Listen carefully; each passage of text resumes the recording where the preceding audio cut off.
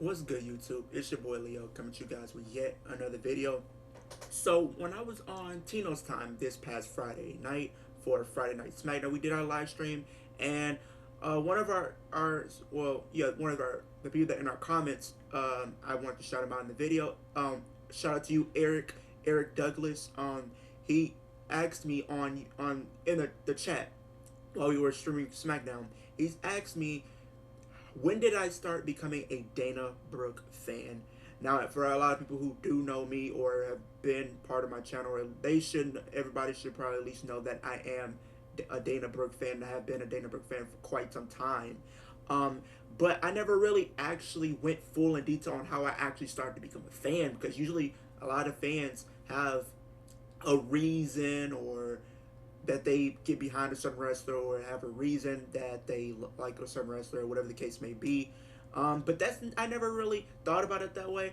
But shout out to you, Eric. That was I loved your question, and actually, it got me thinking to really, go back into my history, to figure out when did I actually start becoming a Dana Brooke fan, and actually, how did how and why am I a Dana Brooke fan? So I wanted to give you guys this video, giving you guys my, well, not thoughts and opinions, but the reason I'm a Dana Brooke fan and how did I actually start becoming a Dana Brooke fan. So you could kind of count this as a story time, if you will. You could say that. I don't know, but so when did I start becoming a Dana Brooke fan? It was back in 2015, late 2014, I believe, because around this time I think she was about to debut for NXT, the NXT brand, because she was heading to NXT to start her career. And before that, I kind of knew a little bit because I knew she has a powerlifting and bodybuilding and modeling background. I do know that. Um, and then when she made her transition to the WWE, I think she made her transition in 2013. If I comment down below, I might be wrong on it, but I think she made her transition from the modeling, bodybuilding scene up into the WWE side of things in 2013. And she began her career, started training and everything like that. But what really made me become a fan, not just because she debuted on NXT, but I think it was around that time, I believe, or like 2016. I'm not too sure. It's a little cloudy, but I do know what I am. I do know I was watching her from when she was in NXT. Now, when she was, I think it was on this show called Breaking Ground. I think that's what it was.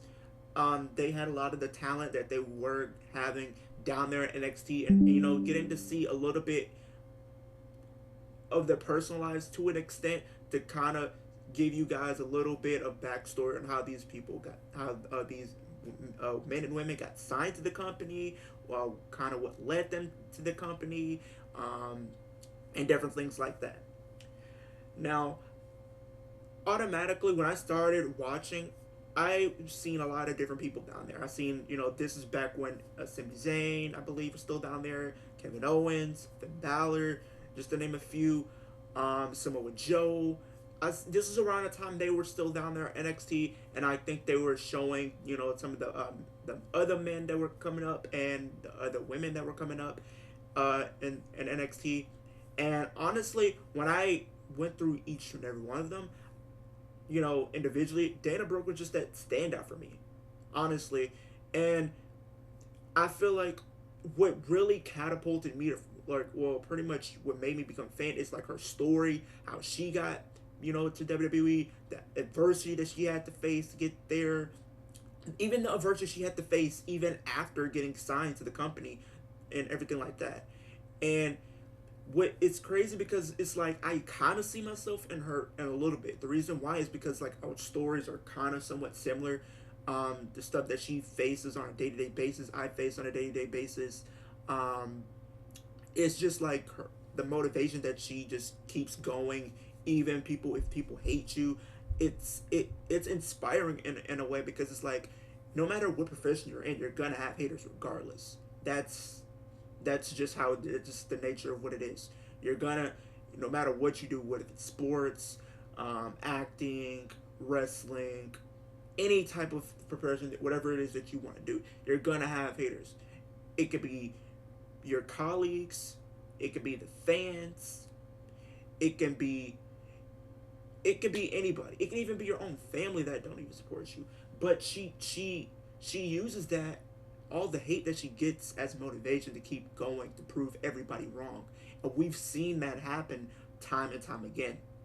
And you go back to Battleground, and you go back and you watch her, career throughout the season and whatnot.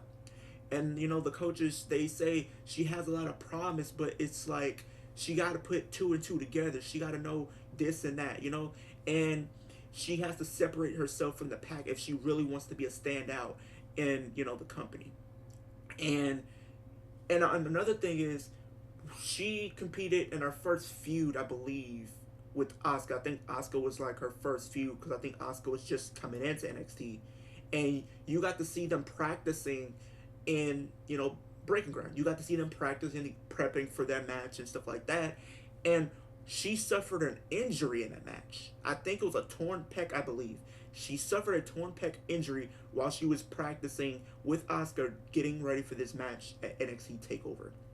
And even though she was hurt, you guys, she still kept going. Even though she had a torn pec, she was pulling the Cody Rhodes. She was going in to NXT Takeover against Asuka with a torn pec, injury, like an injury, and still decided to face Asuka, who's probably one of the most dangerous women that you could probably get into, just because of her background in New Japan and all that other stuff like that, from the Japan scene.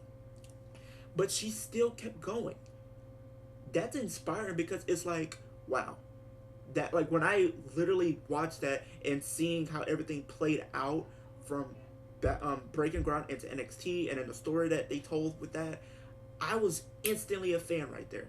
That instantly made me a fan, because not only did I see myself in her, because she inspired me, not, and then two, she was inspiring because she kept going no matter what the obstacle was, whether she was injured, whether she was getting hate for what she does, she still kept going. And then four, it's like going back through and seeing everything, right? And her trying to separate herself from the pack. That's kind of how I was, but like, even when I do YouTube, or even when I was still in school trying to do sports and stuff like that, I was always trying to find a way to separate myself from the pack. And even though I would always have haters, because they never thought I had a chance, and it just made me like have to really sit back and really wonder a lot of things, honestly. So it's just like, when she actually finally, started being pushed more in NXT, I was behind it 100%.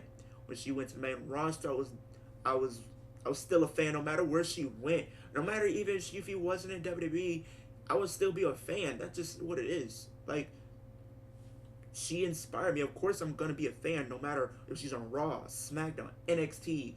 If she's on Level Up, I'm gonna watch, because that's how much of a fan I am. And like I said on Twitter, like, I do plan on going to WrestleMania, and I really do hope that I do get to meet her at WrestleMania. Honestly, I really do. So that is the end of the video, you guys. Like, comment, subscribe to the channel if you are new. Hit the post notification bell so every time I post a new video. We're on the road to 600. We're about 9 subscribers away from that milestone. We're 591. So if you guys aren't subscribed yet, please go do so right now. It doesn't take too much out of your day to hit that like button. It helps on the algorithm to get my video more exposure, so people can see what I'm doing over here on YouTube. And also to hit that post notification bell, so every time I post a new video, whether it's a reaction video, rant video, live stream, thoughts and opinions video, any type of video, you can be in the loop when my video does drop. And also hit that subscribe button. I mean, it takes about 3 seconds out of your day to hit the post notification bell, to hit the like button on the video, and to subscribe. I mean, I'm dropping this content. I love doing this. I'm going to continue dropping videos like this until I don't want to be a YouTuber, and I don't even think I want to keep being a YouTuber. Honestly, it's fun. It allows me to be myself. So why wouldn't you support somebody who's actually not doing it for X, Y, and Z, but they're doing it because they love it, and they want you to have the best content, and doing things that other people aren't really talking about, or doing wrestles that other people aren't talking about. So, I mean, why not? It just takes 30 seconds a day, so please go do so right now. I appreciate you guys kicking it with me, and I'll see you guys in the next video.